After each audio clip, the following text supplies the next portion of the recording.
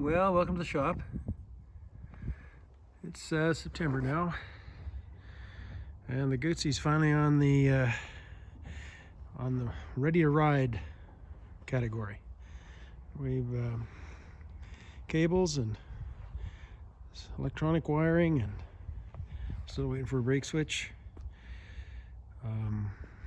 Paint touch-ups, polishing as much as we felt like we needed to do. Tires, tubes and liners. Just got rid of some of the big blurches with the solo seat, and it's in fine fettle, it seems. I just started it a minute ago, so I think I'll give you another one here and try it out, see what you think.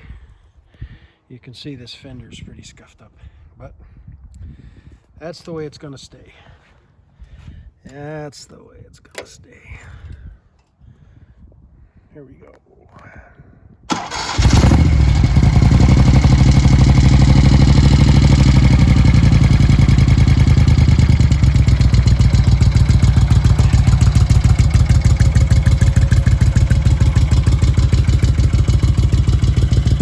I think it's pretty good.